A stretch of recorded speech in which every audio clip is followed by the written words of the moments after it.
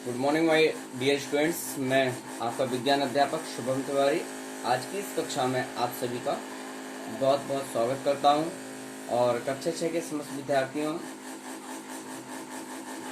जो भी इस ग्रुप में जुड़े हुए हैं, आशा करता हूं कि वह अपने अध्ययन को वस्तु जारी रख रहे होंगे और कार्य भी कर रहे होंगे। यदि किसी प्रकार की कार्य करने में आपको प्रॉब्लम्स हैं तो आप मुझे अपनी प्रॉब्लम्स व्हाट्सएप के माध्यम से या मेरे नंबर पे कॉल करके आप शेयर कर सकते हैं और अपने सॉल्यूशन पूछ सकते हैं।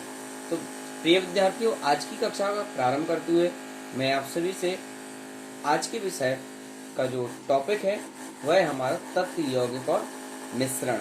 देखिए, पदार्थों को मैंने यहाँ पर वर्गीकरण जब किया था तो एक तो उनकी अवस्था के आधार पर किया था, जिसकी क्लास मैंने कल आपको बताई थी, और एक आणविक संरचना के आधार पर यानी रासायनिक संरचना के आधार पर उनका वर्गीकरण किया था तत्व, यौगिक और मिश्रण के रूप में। तो कल मैंने आपको अवस्था के आधार पर बताया था और लिखने के लिए भी कहा था। आज इसके बाद कल मैं अणु और परमाणु की बात कर चुका था।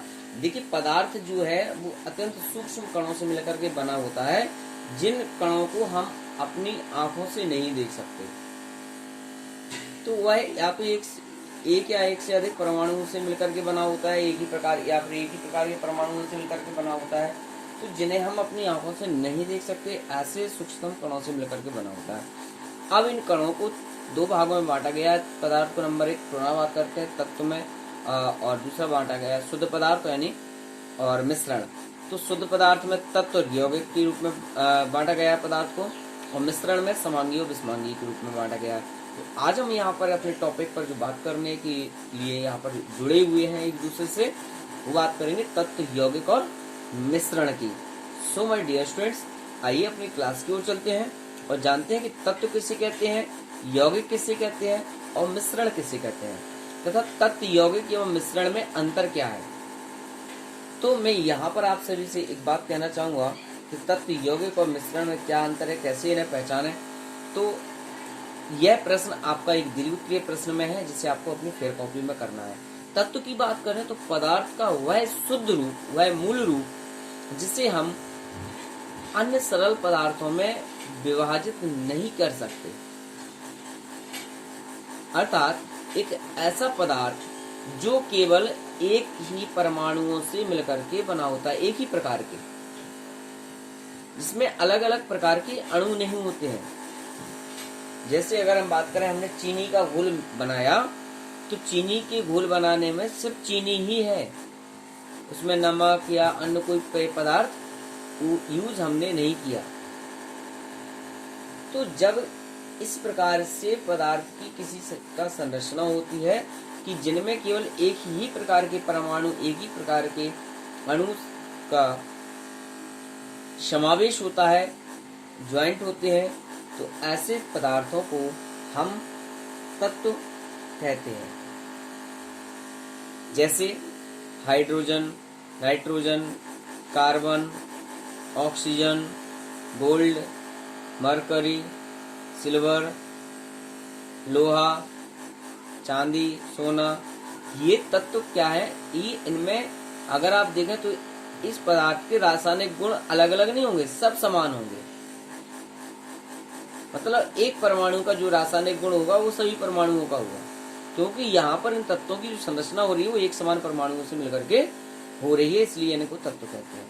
अब बात, तत्व दो प्रकार के होते हैं, धात्विक और अधात्विक।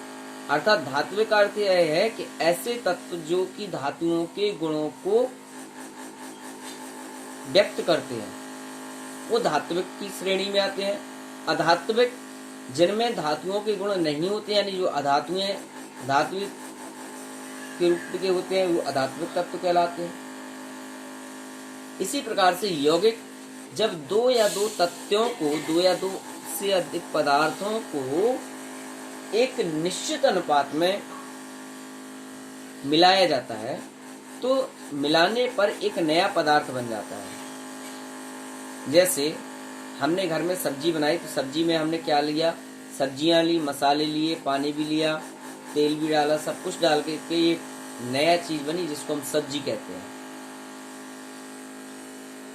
तो इसी प्रकार से जब दो या दो से अधिक तत्वों को एक निश्चित अनुपात में, अलग अलग अनुपात में नहीं, एक निश्चित अनुपात में जब मिलाया जाता है तो मिलाने पर एक नया पदार्थ बनता है, और वह नया पदार्थ या नया अवयव हमारा यौगिक कहलाता है।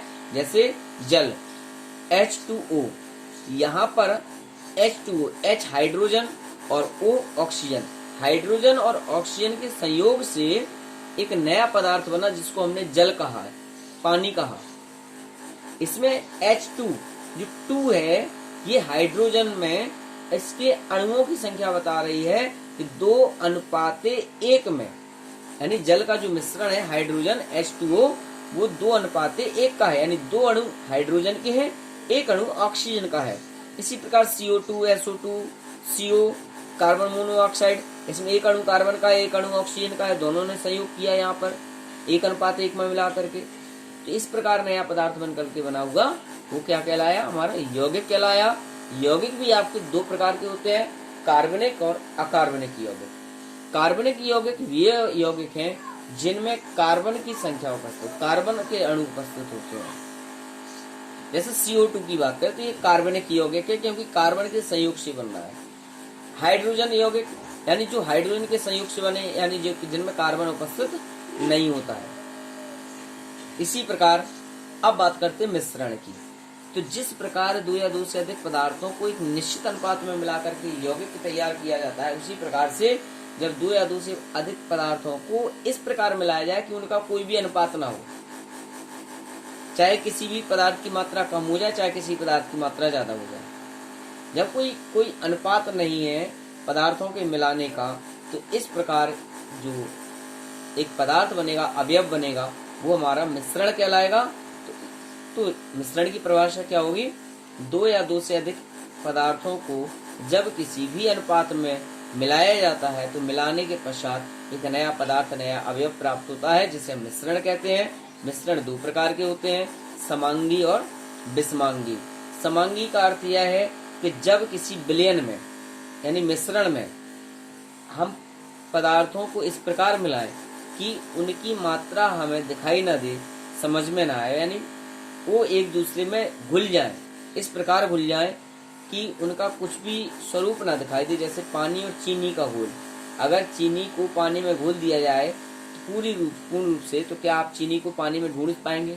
नहीं। नमक और पानी का घोल, तो ये ऐसे मिश्रण को हम समांगी, और जिनमें हम अवयवों को देख सकते हैं, समझ सकते हैं, बता सकते हैं देख करके कि इसमें कौन कौन से मिश्रण है, तो ऐसे मिश्रण को हम विषमांगी मिश्रण कहते हैं। जैसे बालू और पानी, तो बालू भी दिखाई दे रही है, साफ साफ दिखाई दे रही है, लेकिन नमक और पानी में हमें नहीं दिखाई देगा कि नमक, लेकिन जब हम उसका स्वाद लेंगे, टेस्ट करेंगे, तब हम उसको बता सकते हैं। तो समांगी मिश्रण को हम कब पहचान पाएंगे, जब उसका टेस्ट करेंगे, यानी ऐसे विलयन में जब हम किसी पदार्थ को देख ना पाए वो समांगी, जिसमें देख सकें वो विषमांगी।